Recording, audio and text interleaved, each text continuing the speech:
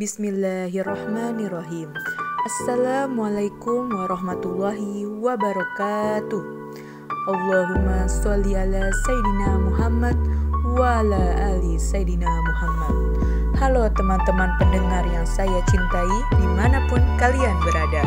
Terima kasih sudah meluangkan waktu untuk menonton channel ini sebagai teman luang Anda.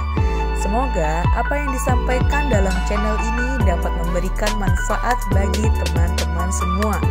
Baik, langsung saja ke isi buku Amru Khalid yang berjudul Dengan Namamu Aku Hidup. Indahnya hidup dengan nama-nama Allah. Tema baru kali ini kita akan membahas mengenai asma Allah At-Tawwab. Pada kesempatan ini, kita akan menemukan seruan Robbani yang akan menumbuhkan kembali harapan hidup kita. Seruan Robbani ini ditunjukkan kepada segenap umat manusia. Oleh sebab itu, seruan Robbani berintisarikan perintah untuk bertaubat, agar kita memperoleh kebebasan dan diterima olehnya. Dalam hal ini, Allah Subhanahu wa Ta'ala yang menawarkan bahwa Dia akan menerima taubat kita. At-Tawwab memiliki kata dasar yaitu kata taba atau saba atau aba yang mengandung makna kembali. Allah Subhanahu wa Ta'ala berfirman, dan Dialah yang menerima taubat dari hamba-hambanya. Asy-Syura ayat 25. Ayat tersebut mengandung keindahan makna untuk menunjukkan permintaan maaf dari seorang hamba. Kapan saja seorang hamba itu meminta dan menghadap kepadanya, maka Allah akan selalu menyambut seorang hamba itu, dan Dia menegaskan kesediaannya untuk menerima taubat pada ayat tersebut. Jadi, janganlah kita merasa cemas karena pasti akan diterima olehnya. Dalam Al-Quran, hal tersebut sesuai redaksi yang seringkali kita temui tentang penerimaan menyusul kata taubat. Seperti ayat sebelumnya, pada ayat lainnya Allah Subhanahu wa Ta'ala berfirman, yang mengampuni dosa dan menerima taubat. Surat Al-Ghafir ayat 3. Dan firman Allah Subhanahu wa Ta'ala, tidaklah mereka mengetahui bahwasannya Allah menerima taubat dari hamba-hambanya. Surat At-Taubah ayat 104. Berdasarkan ayat-ayat di atas menunjukkan bahwa Allah Subhanahu wa Ta'ala tidak akan menolak seorang hamba selamanya. Dari sini kita akan menyadari bahwa saya dan kalian tidak lepas dari kesalahan dan dosa. Lalu, apakah kita berniat untuk bertaubat atau membiarkan begitu saja dosa-dosa yang berhimpun dalam hati dan tidak berniat untuk membersihkan diri dari dosa-dosa itu? Cobalah kita renungkan kembali bersama ayat di atas. Adapun asma-asma Allah At-Tawwab tidak saja diperuntukkan bagi para pembuat maksiat, melainkan ditunjukkan kepada orang-orang yang berbuat dosa, orang-orang yang lalai pada Allah, dan orang-orang yang berada di persimpangan jalan ketaatan dan kedurhakaan. Taubat juga diperuntukkan pula bagi orang-orang beriman. Hal ini sesuai dalam firman Allah Subhanahu wa Ta'ala surat An-Nur ayat 31 mengenai seruan taubat. Allah Subhanahu wa Ta'ala berfirman, dan bertaubatlah kamu sekalian kepada Allah, wahai orang-orang yang beriman, supaya kamu beruntung. Selain itu, taubat juga diperintahkan atas orang-orang yang berbuat dosa besar seperti pelaku zina. Sebagaimana di negeri kita zaman ini banyak praktik perzinaan. Allah Subhanahu wa Ta'ala berfirman, siapa yang melakukan demikian itu, niscaya dia mendapat pembalasan dosanya, yaitu akan dilipat gandakan azab untuknya pada hari kiamat, dan dia akan kekal dalam azab itu dan dalam keadaan terhina kecuali orang-orang yang bertaubat. Semua ayat mengenai taubat diperuntukkan kepada seluruh umat manusia, yaitu 1. Orang yang durhaka kepada orang tua. 2. Tindakan suap menyuap dalam korupsi. 3. Orang yang menyuap dan disuap, keduanya berada di neraka. 3. Peminum khamar, pembawa khamar yang menuangkan dan menjual khamar.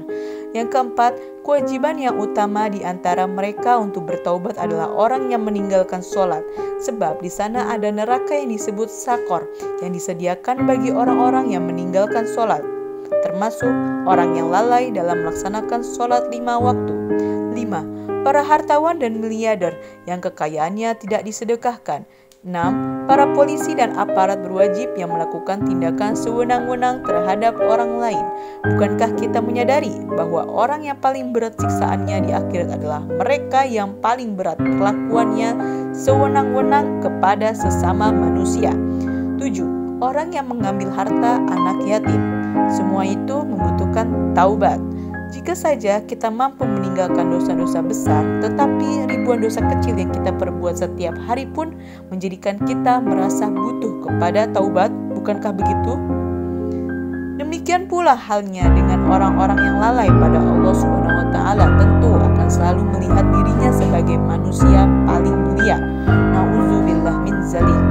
Oleh sebab itu, orang-orang yang lalai akan senantiasa berada dalam godaan setan yang membisikkan pada dirinya, "Engkau orang hebat," dan seterusnya, sehingga ia terlena dan lalai akan hal itu. Berbeda dengan orang yang berbuat maksiat, mereka akan merasa jijik dengan perbuatannya dan memudahkan mereka untuk mewujudkan taubat daripada orang-orang yang lalai begitu sulit mewujudkan taubatnya. Kemudian terdapat sebuah kisah tentang seorang pemuka kaum tabi'in, yaitu Imam Sufyan Ats-Tsauri, yang menuturkan, "Suatu hari aku duduk merenung sambil menghitung dosa-dosa yang aku perbuat. Aku mendapatinya berjumlah 21.000 dosa.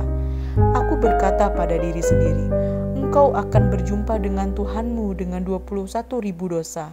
Wahai Sufyan, Dia akan meminta pertanggungjawabanmu atas dosa demi dosa. Engkau berdiri berhadapan dengan Tuhanmu tanpa ada perantara antara dirimu dengannya. Dia akan bertanya kepadamu tentang dosa demi dosa. Aku duduk menghitung satu dosa, lalu aku bertobat. Aku hitung kembali dosa-dosa, lalu aku bertaubat. Menghitung satu dosa lagi, lalu bertobat. Suatu ketika, aku menuturkan pengalamanku itu pada seorang karibku. Di hari yang lain, ia bersumpah bahwa setelah menghitung dosa-dosa yang pernah dilakukannya dan bertobat dari setiap dosa, ia merasa seolah-olah berada pada puncak kesemangatan hidup dan kebahagiaan memenuhi jiwanya. Surat At-Taubah telah membukakan pintu taubat bagi segenap umat manusia hingga orang-orang musyrik sekalipun. Hal ini disebutkan kata taubat sebanyak 17 kali dalam surat ini. Allah Subhanahu wa taala berfirman mengenai ihwal orang-orang musyrik. Mereka tidak memelihara hubungan kerabat terhadap orang-orang mukmin dan tidak pula mengindahkan perjanjian. Mereka itulah orang-orang yang melampaui batas. Jika mereka bertaubat, mendirikan sholat dan menunaikan zakat, maka mereka itu adalah saudara-saudaramu seagama. At-Taubah ayat 10-11. Menyusul sesudah itu, firman Allah Subhanahu wa taala mengenai golongan manusia yang mencampur adukan antara perbuatan baik dan perbuatan buruk. Allah Subhanahu wa taala berfirman, "Dan ada pula orang-orang lain yang mengakui dosa-dosa mereka. Mereka mencampur baurkan pekerjaan yang baik dengan pekerjaan lain yang buruk. Mudah-mudahan Allah menerima taubat mereka." Kemudian Allah Subhanahu wa taala berfirman tentang Nabi SAW, "Sesungguhnya Allah telah menerima taubat Nabi, orang-orang Muhajirin dan orang-orang Ansor." Surat At-Taubah ayat 117. Dengan begitu pintu taubat terbuka untuk setiap manusia, siapapun orangnya. Marilah kita selalu bermuhasabah atau introspeksi diri akan segala perbuatan yang dilakukan selama di dunia ini. Pikirkanlah kesalahan diri kita sebelum melihat kejelekan atau kesalahan orang lain. Baiklah, insya Allah pertemuan selanjutnya mengenai taubat dalam Al-Quran dan As-Sunnah. Kita akhiri pembahasan dengan mengucap Subhanakallahumma wa bihamdika asyhadu an la ilaha illa anta astaghfiruka wa atubu ilaik. Jangan lupa tekan tombol lonceng untuk mendapatkan informasi terbaru dari channel ini. Dan berikan komentar teman-teman jika dirasa channel ini menarik buat teman-teman semua. Sampai jumpa kembali pada episode selanjutnya. Wassalamualaikum warahmatullahi wabarakatuh.